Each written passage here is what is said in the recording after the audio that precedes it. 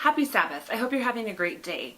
Today I want to share with you something that is near and dear to my heart, and that is the LDS Young Women's Theme.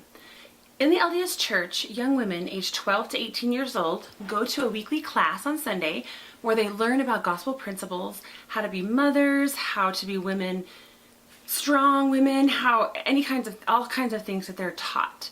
And the thing that we do every single week in that class is we have a prayer to start out with and a song, and then we recite our young women's theme. Now, I, being a woman growing up in the young women, being a young woman growing up in the LDS Church, was able to recite this each week. And then being a teacher for 10 years to the young women, I also have been reciting that. And so it's something that I'm very familiar with. But I started to think about how we are actually treating that young women's theme each week. Is it something that we are actually thinking about while we're saying it, or is it something that we're just reciting out of habit and because it's something that we do? Are we teaching the young women and ourselves what the theme actually stands for? And so I want to talk about that because I've had a lot of thoughts about that theme. Okay, so we basically want to talk about what is a theme. And so to sum it up, a theme is basically like your purpose or giving meaning to something that you're writing or something like that. And so the purpose of the Young Women's organization, their theme, is as follows. I'm going to go over the theme for you and kind of break it down a little bit and hope that it will somehow help you and help you teach you or teach the young women what it's about, so that we don't get up there like zombies every week mindlessly saying the theme but not really meaning it or understanding it. Because I do believe that if we do talk about it and really think about it and really take the time to explain it, that it will mean so much more, and it'll be so much easier for the young women to understand what we're truly trying to teach them. So I'm going to go over it and break it down. So the first thing the theme says is that we are daughters of a heavenly Father who loves us. That is so important. That's saying that all of us, everybody, not just members of our church or members of other churches, everybody, non-members, people who don't even believe in God, we're all daughters of a heavenly Father who loves us. And so that is important, that we are His daughters. He is a divine person. He is a deity.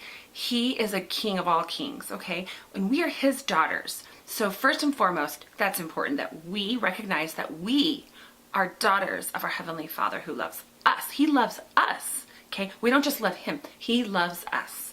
And so think of it as though you were the princess and He is the king. You are the king's daughter. So you are special, okay? Because you are daughters of a Heavenly Father who loves us.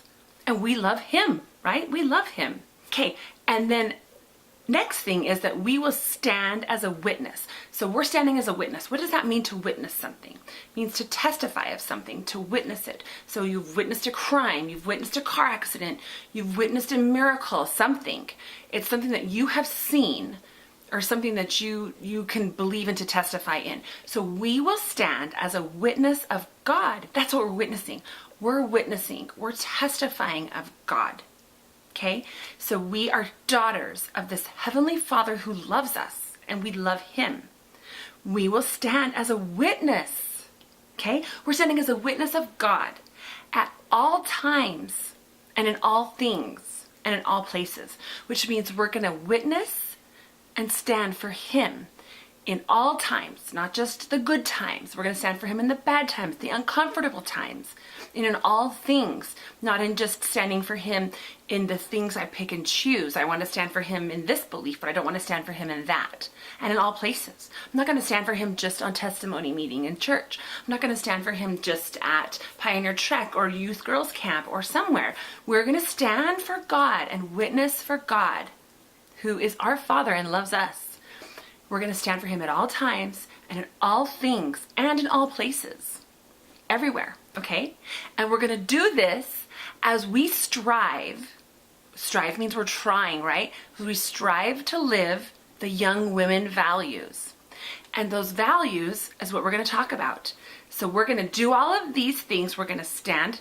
We know we've already established that He loves us, right? And we are going to witness. And we're going to do this witnessing of Him in every situation, okay? as we do this, as we strive to live these values, okay? And these values are first faith. Now, what is faith? Faith is something that we believe, something unseen, but we believe in, that we know to be true, or that is what it is. So we will values of faith. Divine nature. What is divine nature? Divine nature is divine, is God, like deity. So we all of us women have this divine nature about us, a nature in us to be like God. And so it's something special that us women have. We have a divine nature which makes us loving and compassionate and all those kinds of things that makes us who we are, makes us women to be proud to be that way. So in these values, we have faith, we have divine nature, and we have individual worth. Individual worth means what? It means that I am worth something as an individual, that God recognizes me as an individual. He doesn't think I have worth only when I'm with Fa'a or with my kids or my young women's or my friends or this community or that community. He doesn't recognize me like that. He recognizes my worth as an individual. And I know and can testify to you through many, many experiences, which I hope to share one day with you, of times that God has shown me that He individually knows me and thinks about me and cares about me. He loves me and He blesses me. And it amazes me that of all the bazillion children in the world that God has had and is still having or whatever, that have ever come to this earth, that are on this earth, or that will come to this earth, that God still knows Erin Apelu. He knows me. And He takes the time to take care of me. Okay, so faith, divine nature, individual worth, knowledge. Knowledge is power. When we leave this earth, the only thing we're going to take with us is our knowledge. We can't take anything else. Knowledge is power. Read books. Learn all you can. Learn all you can from good books. Learn all you can from the people around you, from your parents, from your grandparents. They have things to teach you. Learn all you can about the gospel. Learn all you can about the world so that you can be better future leaders also. Not just in this gospel, but in this world that we live in your communities, in your families. So knowledge is power, and that's the only thing we can take is our knowledge. So we have faith, divine nature, individual worth, knowledge, choice, and accountability. Choice and accountability means I can make a choice, but then I have to be accountable for it. I can't blame anybody else for it. So I have this value of making a choice, whether it's good or bad, but then as long as I am accountable for it, and I have to be accountable for my actions. That is so important. I can't blame anybody else but myself, but I still know that it's something I'm striving to do. I'm striving for these values, okay? So faith, individual worth, knowledge, choice and accountability, okay? Next one, good works. Good works, what does that mean? As I do good works, as I do things to help others, as I try to do good works, whether it's to help my neighbors, help my friends, anything I can do to better this place, that we live in, this communities that we share, this earth that we share with everybody. Good works are important to do, okay? So faith, divine nature, individual worth, knowledge, choice and accountability, good works, integrity. What is integrity? It's about really what kind of a person are you? Are you somebody who would cheat? Are you somebody who would lie? Are you somebody who doesn't want to suffer the consequences, so you would blame somebody else? That is basically the essence of what your integrity is. Are you a person who stands for truth? Those kinds of things. So that is important. And then, again, faith, divine nature, individual worth, knowledge, choice and accountability, good works, integrity, and last, they added this since I was a young woman, but it's so important, is virtue. Virtue. What is virtue? Virtue, there's nothing sweeter than the virtue of a woman or something like that, right? Because virtue is just your innocence. It's what you are. You protect your virtue, your cleanliness, in your mind, in your body, everything. So, to recap so far, we are daughters of a Heavenly Father who loves us, and we love Him. We will stand as a witness of God at all times and in all things and in all places as we strive to live these values. So we're going to witness of him and stand for him in all times, in all things, and in all places. As we strive to live these values, we're going to strive, we're going to try. It doesn't mean we're going to perfect. We're going to strive to live these values, which are faith, divine nature, individual worth, knowledge, choice and accountability, good works, integrity, and virtue. And then if we do all of that, this is the next part, we believe as we come to accept and act upon these values. So that means we have to accept that these are the values we need to strive to do. And not just accept it in my mind and say, I accept that these are the values. But you have to act upon it. It's like accepting that I need to lose 20 pounds. So I need to stop drinking Pepsi, go to the gym, watch what I eat. I can accept that.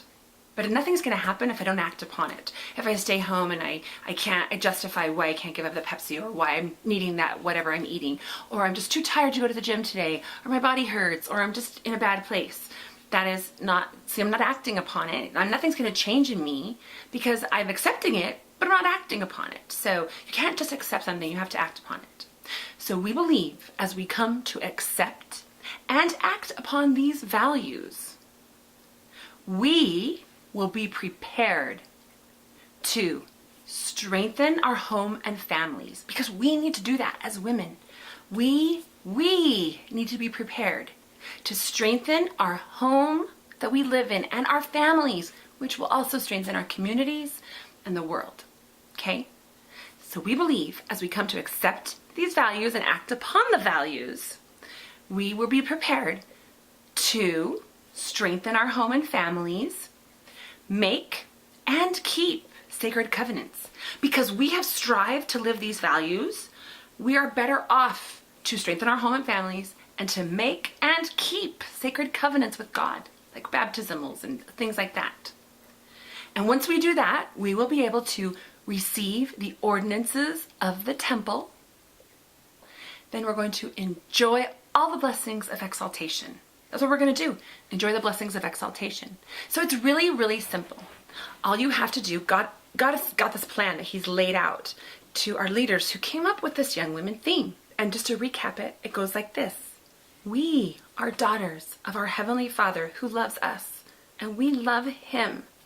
We will stand as a witness of God at all times and in all things and in all places. As we strive to live the young women values, which are faith, divine nature, individual worth, knowledge, choice and accountability, good works, integrity, and virtue. We believe as we come to accept and act upon these values that we will be prepared to strengthen home and family, make and keep sacred covenants, receive the ordinances of the temple, and then enjoy the blessings of exaltation. I can testify to you that I have a firm belief and testimony that the young women's theme is actually something that is very much inspired by God, something that we need to take seriously, that we need to examine and not just mindlessly like zombies recite it each week because it's something that we do. What's the point of that? Although I can tell you that if your young women are doing that, they're still memorizing it. And one day, when they're older and wiser, like it's taken me how many years to do that they've really stopped to appreciate what does it mean? What does the theme mean? What does it mean to me? What does it mean to me to know that God, I'm God's daughter, that he loves me? And then I'm going to testify to everybody all the time about him. And I'm going to do that while I'm striving to live these values. And if I can strive to live these values while I testify of him all the time, I'm going to be prepared to make all these covenants, better my home and family, get to the temple, and then eventually enjoy all the blessings of exaltation. That's all. And this theme does not have to be just for women of the Church of Jesus Christ of Latter-day Saints. These kind of values and this kind of thinking can be for all women out there. Yes, of course you might not, if you're not a member of our church, be able to receive the ordinances of the temple. But it's something that, don't worry about at this point.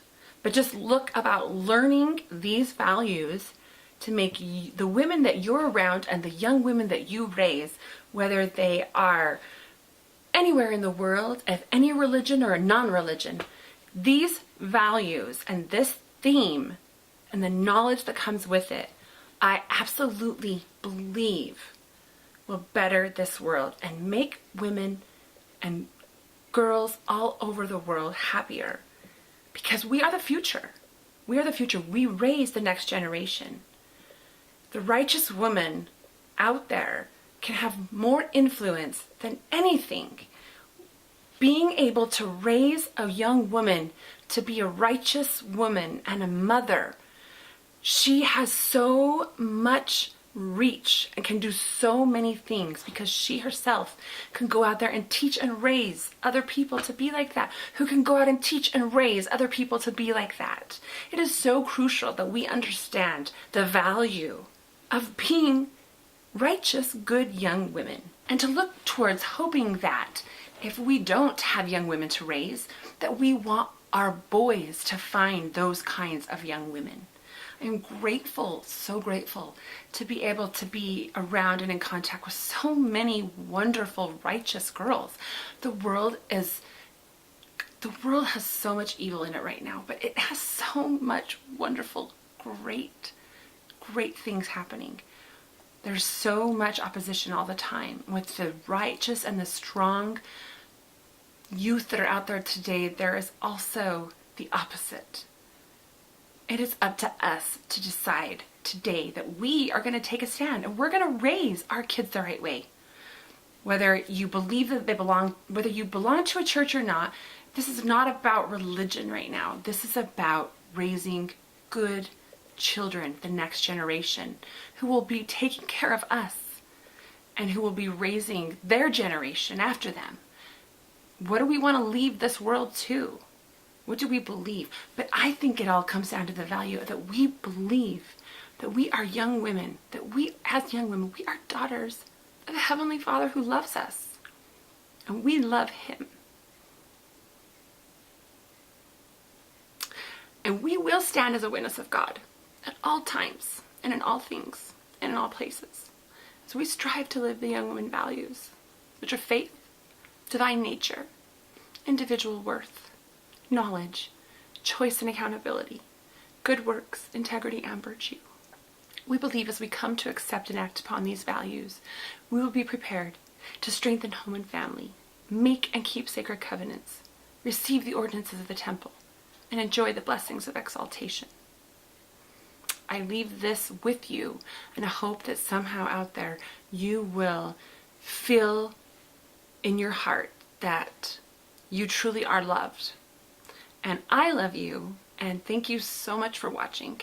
And share this with somebody because you never know who needs this. And I hope you have a great day and tune in next time. Thanks for watching.